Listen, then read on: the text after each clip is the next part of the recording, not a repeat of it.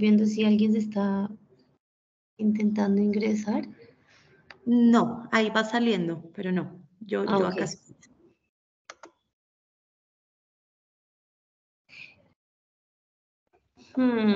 Bueno.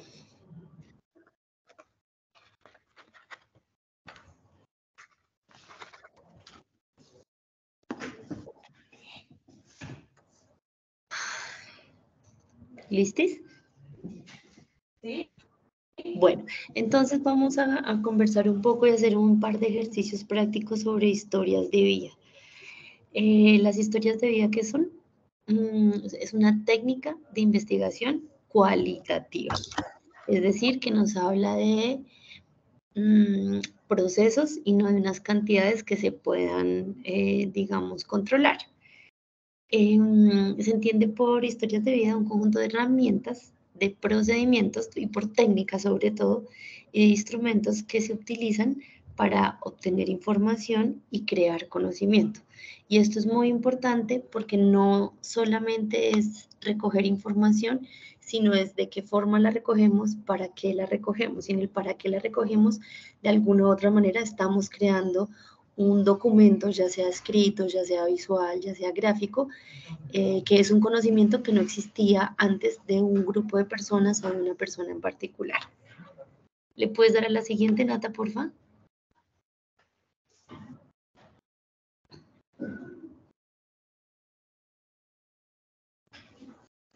A ver, voy a abrir acá la mía. ¿Será que la siguiente es blanca? No, no ha cargado. Acá yo Ya. veo las historias de vida. Ya cargó. Listo, entonces, ¿qué son las historias de vida?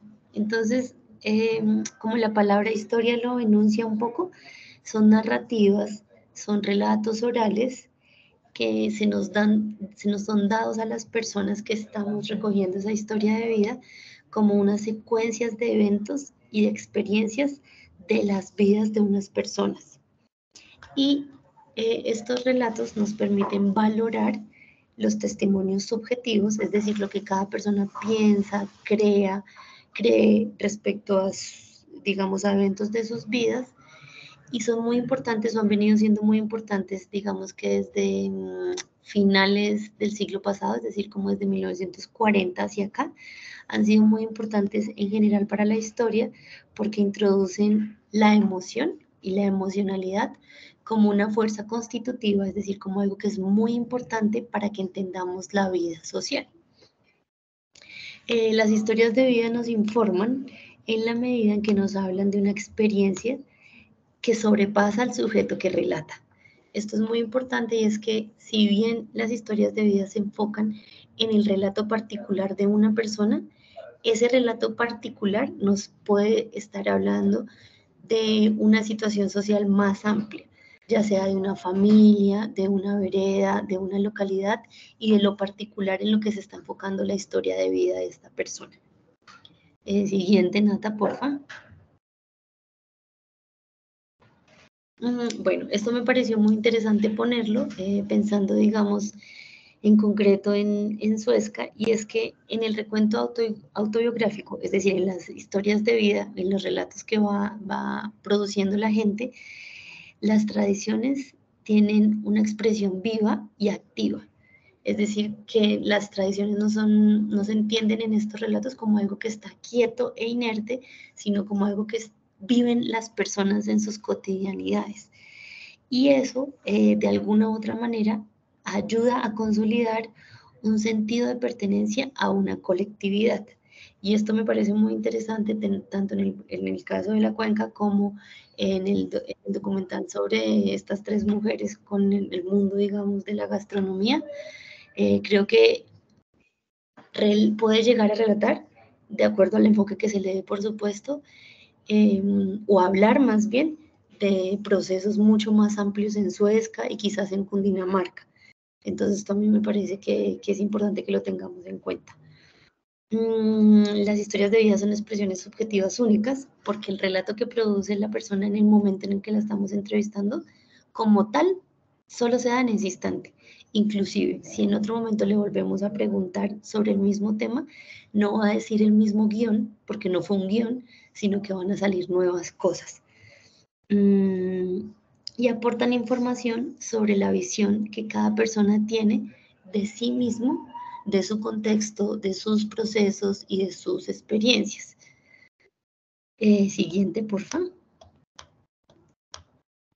Y en las historias de vida hay muchos enfoques, no hay una sola forma de hacer historias de vida, pero a mí me parece que el más interesante que se acerca, digamos, más a los intereses de estos documentales que se van a realizar es algo que se ha llamado biografía social.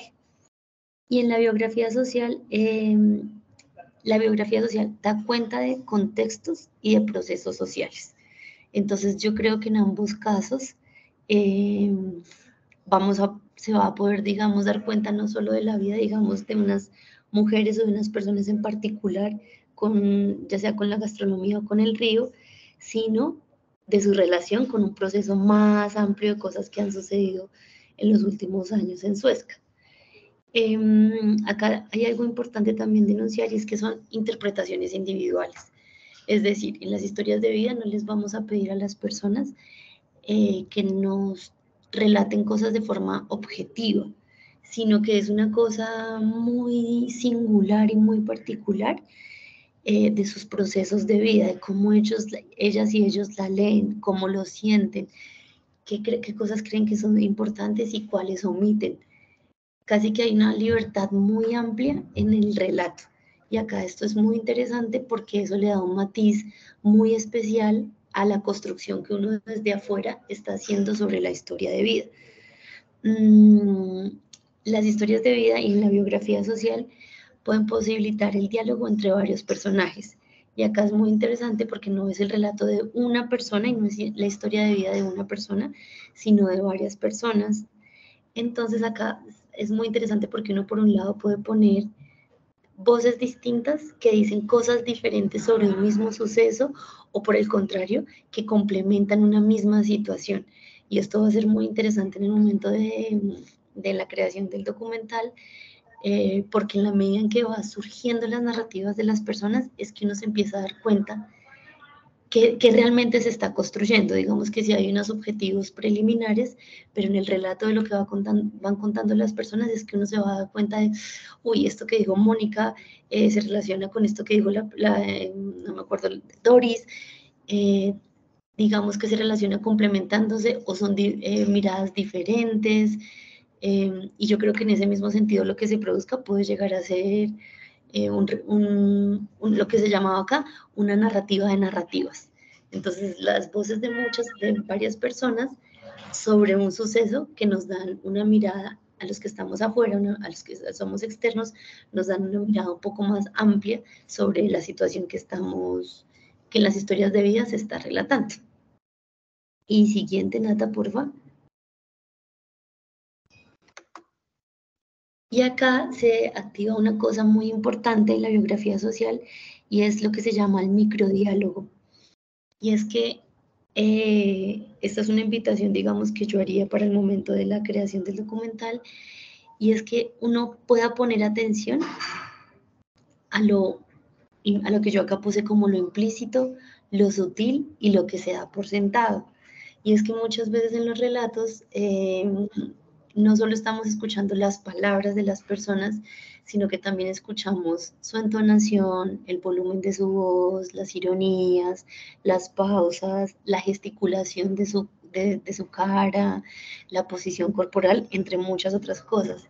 Y ese conjunto, digamos, de expresiones le dan una fuerza al relato y nos están hablando a nosotros como observadoras externas de qué es importante para la otra persona, de qué es difícil, de qué es emocionante.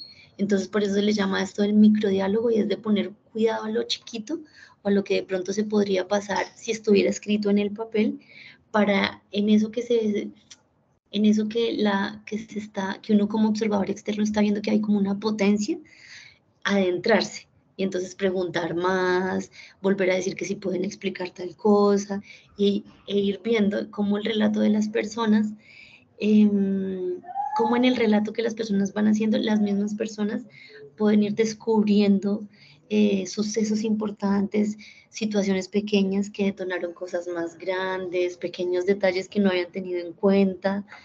Y ahí, en esto del microdiálogo, yo creo que se activa una cosa muy importante cuando uno hace investigación social, y que es algo que yo creo que he hablado varias veces en estos espacios que hemos tenido, y es la importancia de la observación.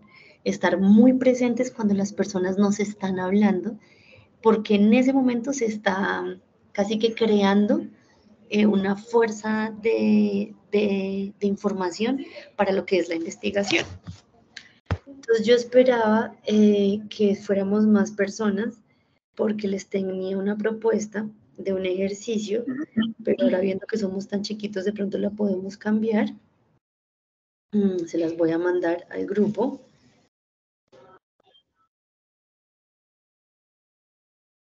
Investigación.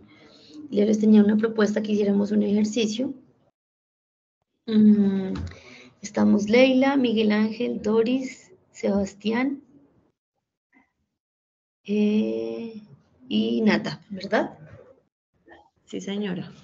Entonces, somos 5, entonces, bueno, entonces él les acaba de mandar una imagen al WhatsApp donde hay 5 detonantes que uno puede usar para hacer historias de vida. Entonces, uno es con dibujos, otro es con canciones, otro es un árbol genealógico, otro es objetos de la casa y otros es fotos. Entonces mi propuesta sería que cada una de ustedes cada una de ustedes elija uno de estos y haga un ejercicio en 20 minutos sobre su propia historia de vida, de un aspecto en particular que quiera narrar a través de alguno de estos detonantes. Entonces, por ejemplo, la persona que escogiera dibujos puede hacer una secuencia como estilo cómic, o puede hacer un gran dibujo que se complementa que lo divide como lo quisiera dividir. La persona que tiene canciones, sería la propuesta que yo hago, es que elija canciones de su infancia, canciones que de pronto le cantaba la mamá en la panza, canciones de la adolescencia, de la adultez, y de la adultez, digamos, dividida en varias partes. El árbol genealógico se puede hacer no solo con la familia, sino, por ejemplo, con amigos que uno tenga. Y cómo esos amigos que uno tiene o son relaciones que se han construido en el tiempo. Entonces, los amigos de tal lugar, de tal momento de la vida, los amigos de tal otro momento y los amigos de tal otro momento. O si fuera con la familia, sería muy interesante, eso ya lo elegirá ustedes el que lo elija, con la familia con orígenes. Entonces, digamos, yo nací en tal lugar, mi papá y mi mamá nacieron en tal otro lugar, los abuelos de mis papás, mis hermanos en tal otro, como que se vaya viendo en términos geográficos ese árbol genealógico. Los objetos de la casa, aquí es más libre la posibilidad, y es que se hagan un recorrido ahorita por su casa y escojan objetos que hablen de la historia de su vida y por qué esos objetos hablan de la historia de su vida. Y la última sería un ejercicio de ir a buscar fotos, los que todavía tengan fotos. Yo, por ejemplo, no, si yo lo hiciera, yo no elegiría fotos porque no, o sea, en mi casa no hay fotos impresas, creo que hay 2. Bueno, entonces sí se podría. Y cómo las fotos hablan de la historia de sus vidas, entonces, ¿qué nos quisieran contar a través de fotos? Entonces tenemos esas 5 posibilidades. Yo creo que como somos tan poquitos, yo les propondría